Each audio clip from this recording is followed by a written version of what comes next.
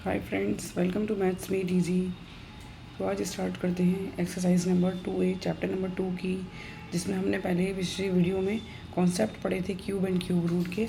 आज हम उसकी एक्सरसाइज करते हैं। एक्सरसाइज में क्वेश्चन नंबर 1, पार्ट 2, पार्ट 3, 4 ऐसे ही हम 10th क्वेश्चन तक जाएंगे और सॉल्व करेंगे।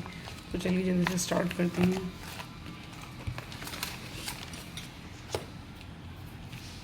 Exercise 2A question number 7 cube.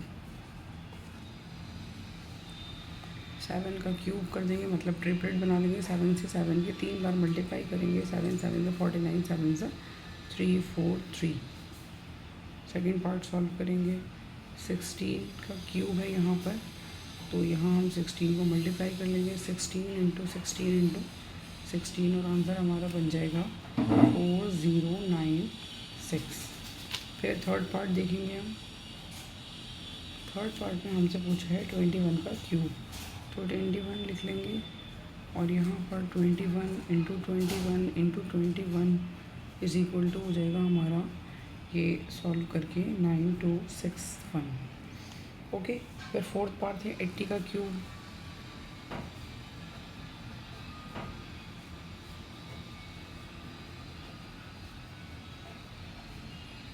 Eight 8 ज़ा 64, 8 ज़ा 512 होता है। जैसे आपने 8 का क्यूब देखा था, ऐसे ही ज़ीरो जितने भी हैं वो सब आगे लग जाएंगे, तो 512,000 हो जाएगा ये।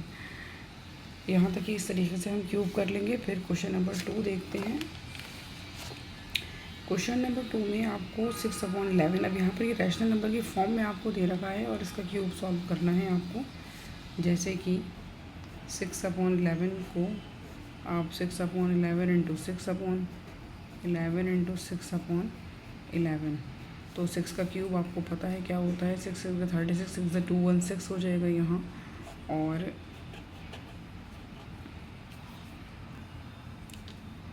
11 का क्यूब करेंगे। 11 से 11 की 3 बार मल्टीप्लाई करेंगे, तो ये हमारे पास बनेगा 1331।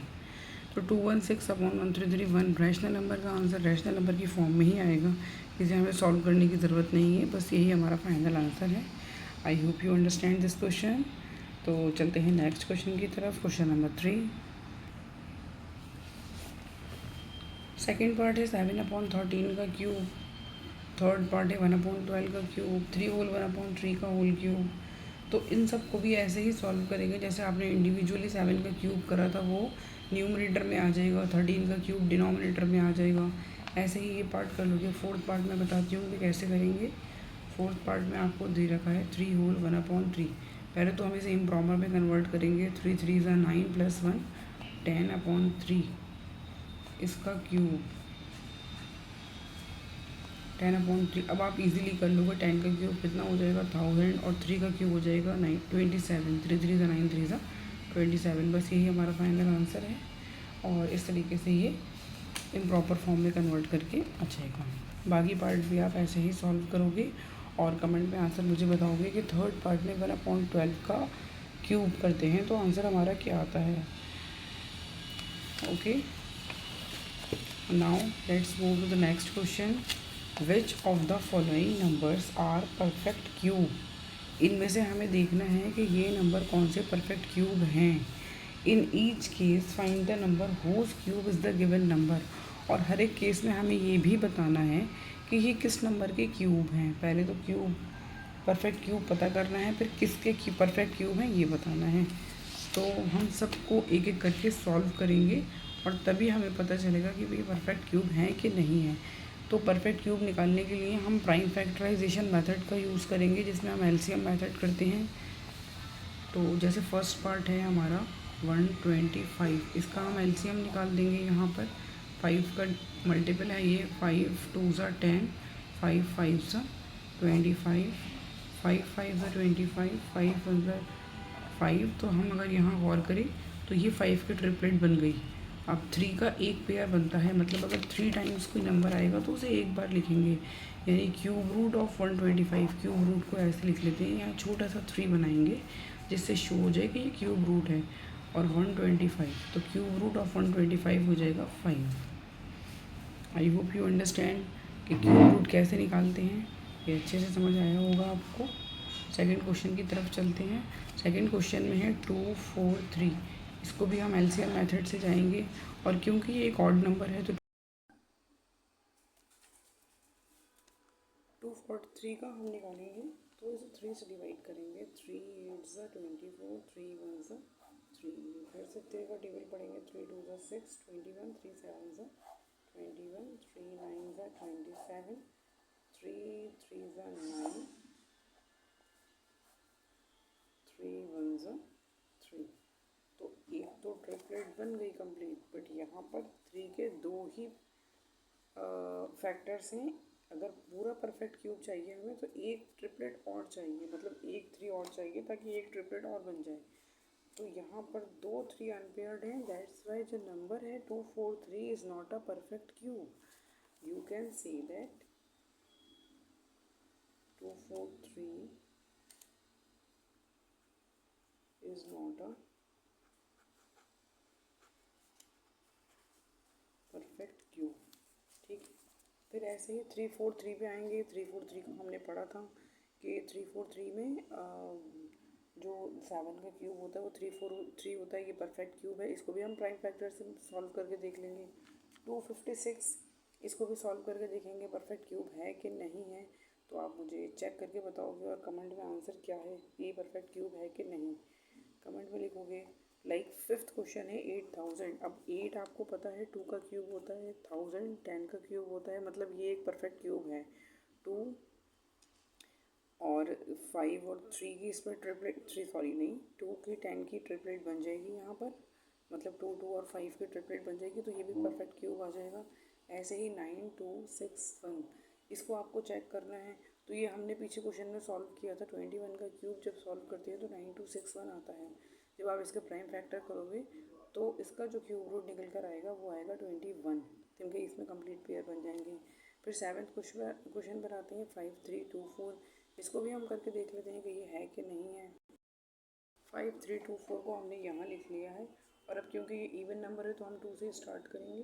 2 2 ज़ा 4, 1 बजा 13, 2 6 ज़ा 12, 2 6 ज़ा 12, 2 2 ज़ा 4, 2 1 ज़ा 2, 2 3 ज़ा 6, 2 3 ज़ा 6, 2 1 ज़ा 2। अब ये 11 से जाएगा। 11 1 ज़ा 11 बचा 2, 23, 11 2 ज़ा 22 बचा 1, 11 1 ज़ा 11, 11 1 ज़ा 11, 11 1 ज़ा 11, फिर 11 1 ज़ा 11। तो 11 की तो ट्रिपलेट बन गई, लेकिन 2 की ट्रिपलेट नहीं बन पाई। 2 के सिर्फ 2 ही फैक्टर यहाँ पर आए हैं। अगर एक और होता तो ये कंप्लीट पेयर बनता और ये गिवन नंबर 5324 परफेक्ट क्यूब होता, बट यहाँ पे क्योंकि ट्रिपलेट कंप्लीट नहीं है, that's why 5324 is not a perfect cube. तो इन सब में से हमने यहाँ तक हमने 7 तक सॉल्व कर लिया है। फर्स्ट सेकंड सब में पता लगा लिया कौन सा परफेक्ट क्यूब है या नहीं। ऐसे ही 8th क्वेश्चन आपके लिए हैं होमवर्क में 3375। जिसके समझ में आया है अच्छे से परफेक्ट क्यूब वो सॉल्व करेगा और कमेंट में आंसर बताएगा कि 3375 इज़ अ परफेक्ट क्यूब और नॉट।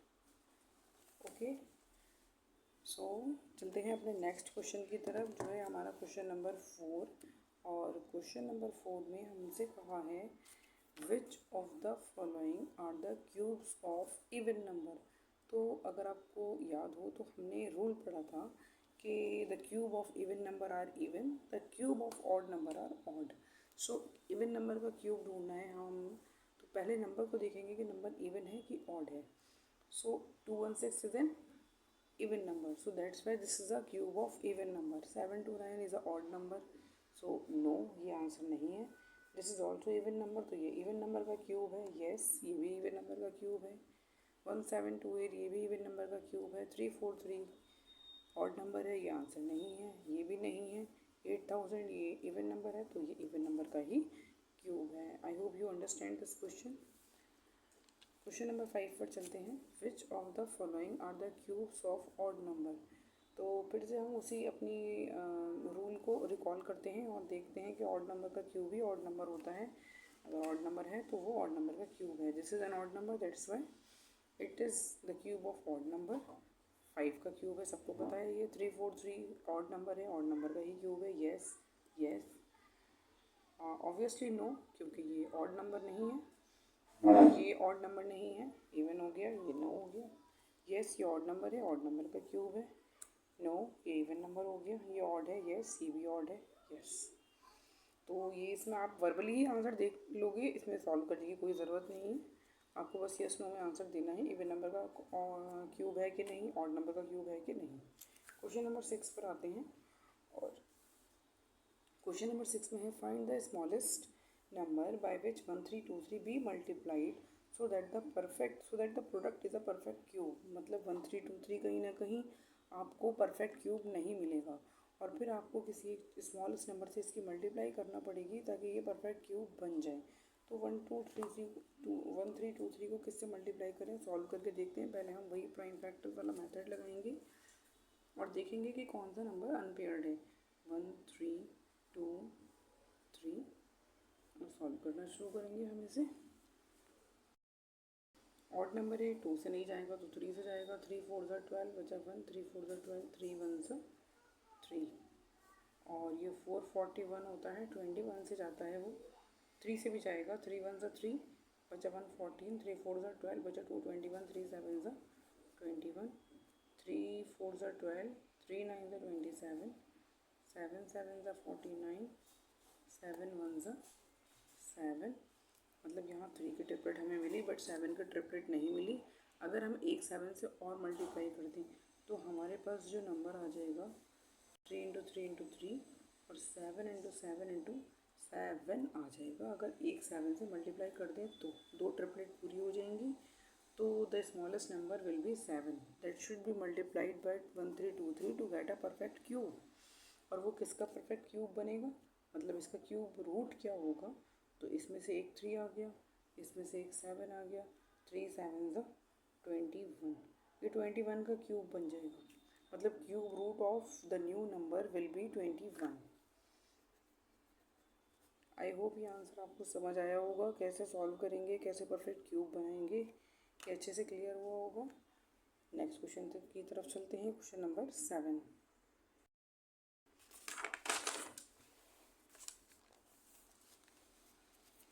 अब क्वेश्चन नंबर 8 है, what is the smallest number by which 1600 must be divided so that the question is a perfect cube. अब यहाँ पर भी 1600 परफेक्ट क्यूब नहीं है, लेकिन यहाँ आपको मल्टीप्लाई नहीं बल्कि डिवाइड करके इसको परफेक्ट क्यूब बनाना है। तो कैसे बनाएंगे,